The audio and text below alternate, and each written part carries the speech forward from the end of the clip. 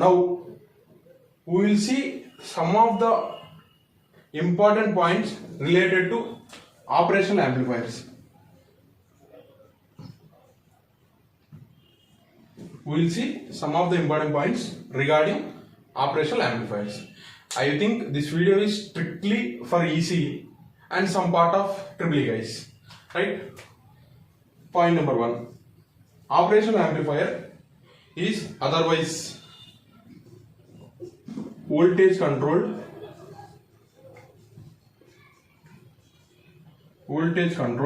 voltage source.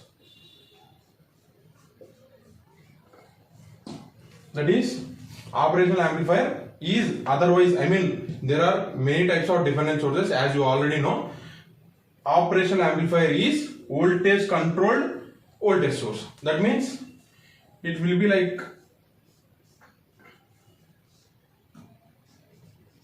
something like this, right? The general format will be something like this. Generally, op amp will be like this.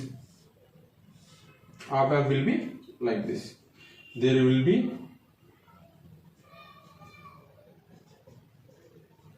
this is a generalized representation of an operational amplifier, right? The positive terminal is called non-inverting terminal. Positive terminal is called non-inverting terminal.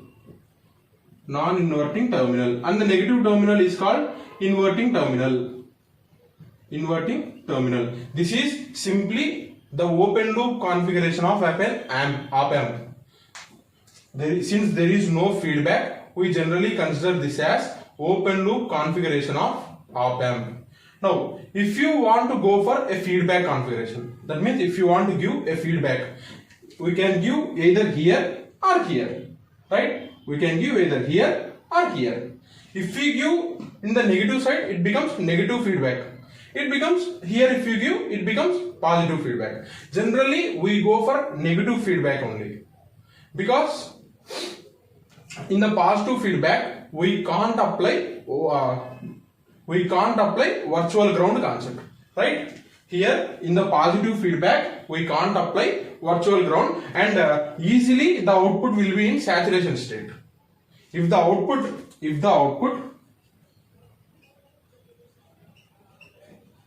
goes to saturation,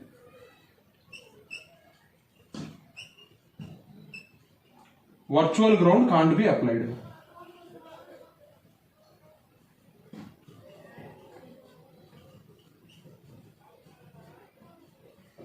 We'll slowly discuss what is virtual ground and all.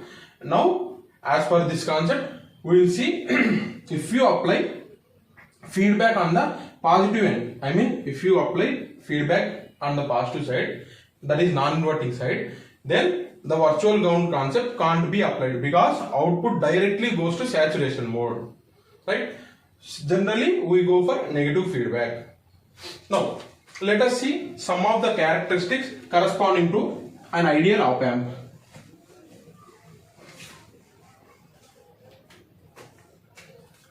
Characteristics of ideal op amp.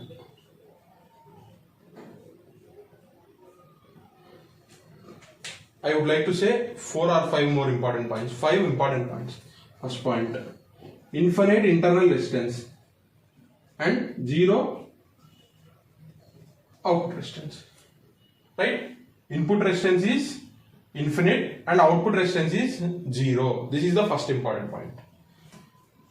Generally, we see this kind of characteristics for a FET, JFET, right? We generally see this kind of characteristics for a JFET actually. But for BJT, we will be seeing input resistance as very low. That is the major drawback of BJT actually. But for FET, when it comes to FET, the input resistance is very, very high. For ideal condition, we can take infinite also, no problem. Now, moving on to the next point, that is infinite common mode rejection ratio. Infinite common mode rejection ratio. What is common mode rejection ratio? Common mode rejection ratio. It is generally the ratio of differential gain by common mode gain. Differential gain by common mode gain. This is the basic definition of CMRR, right? Now the next point, infinite bandwidth. Infinite bandwidth. Bandwidth in the sense you already know, since from your basic points you already know what is bandwidth and all, so I am not going to discuss further. Now next point, infinite slew rate. Infinite slew rate. What is slew rate? What is slew rate? Slew rate is generally defined as maximum rate of change of output voltage. Maximum rate of change of output voltage, that is dV0 by dt. dV0 by dt. It is generally expressed in volt per microsecond. It is generally expressed in volt per microsecond. And for ideal op amp, the slew rate must be infinity. And the last important point, which is infinite open loop gain. Infinite open loop gain. That is, if you come to, the open loop configuration of an op amp, here it is V0, it is V1, it is V2, right? Ideally, the open loop for ideal op amp, the open loop gain must be infinity. But when it comes to practical case, how to define the output voltage? We write open loop gain into, generally we can write differential gain or open loop gain. Open loop gain into V plus minus V minus, right? Voltage at the positive terminal, that is non-inverting terminal, minus voltage at the inverting terminal, right? Now we can change it to V1 minus V2. This is generally the output voltage for differential amplifier.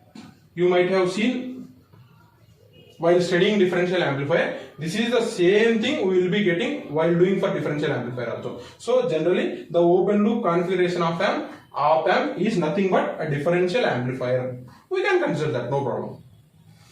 These are some of the important points corresponding to the characteristics of an ideal op amp, and 5 important points.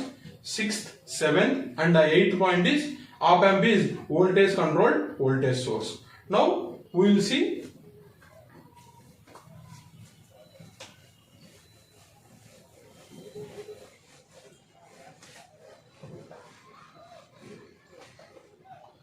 what are the some of the conditions, what are the some of the conditions we should go while solving. There are many applications, many applications corresponding to op amp. That is, it can be used as a differential amplifier, it can be used as a subtractor, it can be used as a logarithmic amplifier, whatever. We can use exponential amplifier, we can use in whatever way we can, right?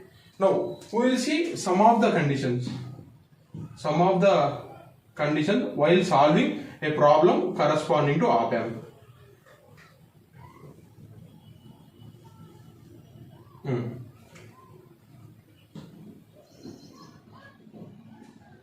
This is the case given. Now here we applied some potential and some current start flowing. The first thing is current does not enter into the op amp. This is the first and foremost thing. We should be able to remember. The current does not enter the op amp actually, right? This is one of the major point for solving any kind of problem, ideal case problems. Now moving to the second part, that is voltage at the non-inverting terminal must be equal to the voltage at the inverting terminal, that is V plus is equal to V minus. This is one of the important point. Voltage at the non-inverting terminal must be equal to the voltage at the inverting terminal, right? Now we will take an example and we will solve. What we will get, we will see. I will be considering a resistor here. Let me take a resistor R here. Now let us solve for V0. What is V0? We should find what is V0, right? Now if you see clearly here, at this point the voltage is V1. At this point, the voltage is V1. Therefore, at this point, at this particular point, the voltage will be V1. Right? V1. Now, let me take assumptions as if like a KCL. Here, let me assume it is current is entering and it is leaving. Let me assume like that. Now, entering current is V2 minus V1. I forgot to mention resistance actually, sorry. I forgot to mention some resistance. Let me take it as R. Right. V2 minus V1 divided by R. Entering current equal to leaving current. V1 minus V0 divided by R. Right. At this point, entering current equal to leaving current. That is what I did now. Now, cancel all this. Cancel R. Now, V2 minus V1 equal to V1 minus V0. Now, V0 can be written as V1 plus V1 minus V2. V0 equal to 2V1 minus V2.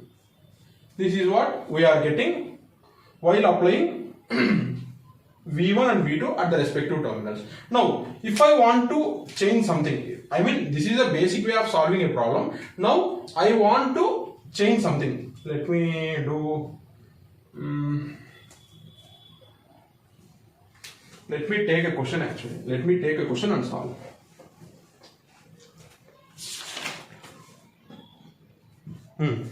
Let me take a question. Let me take this as 0.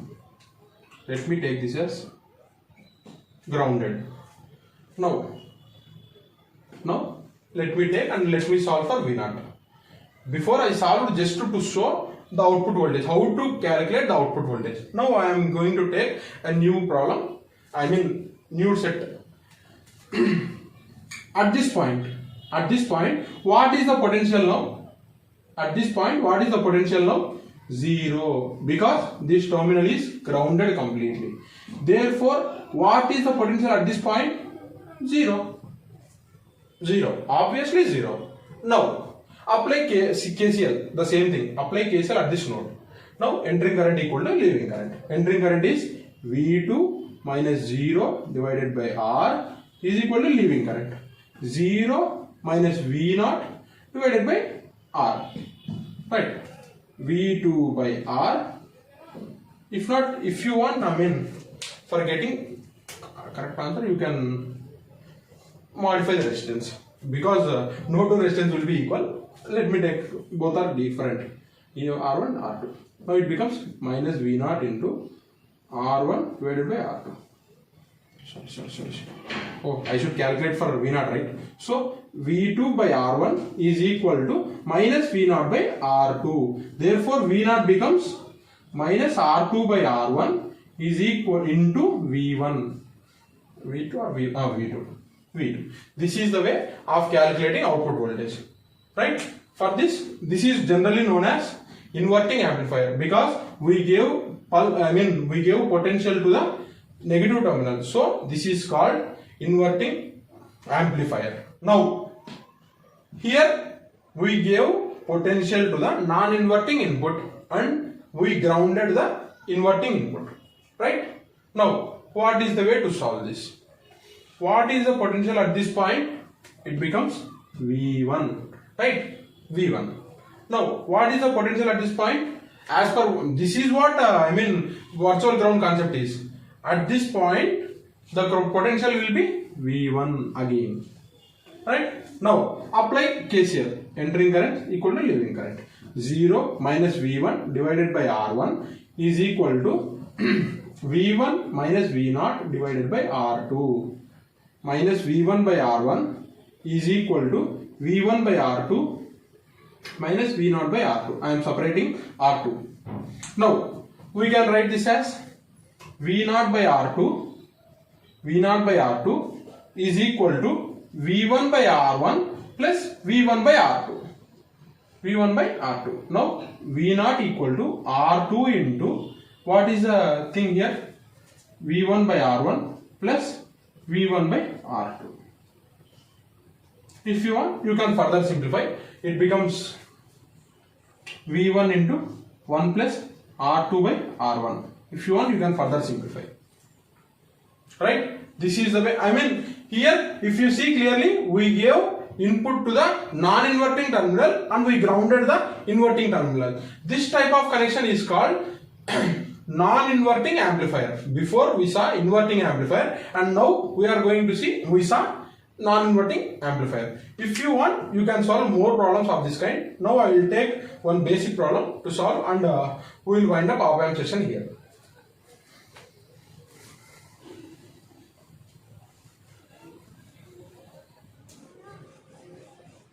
Let me take a question.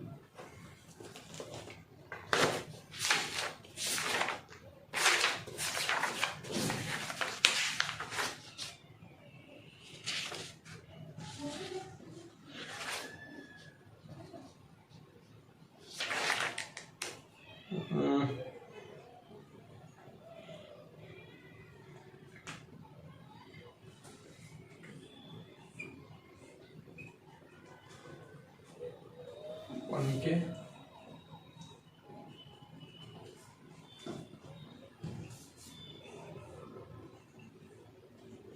One K. 1K.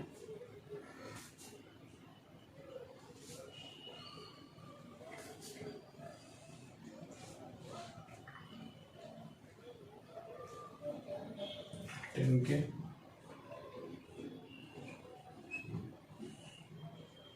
V0.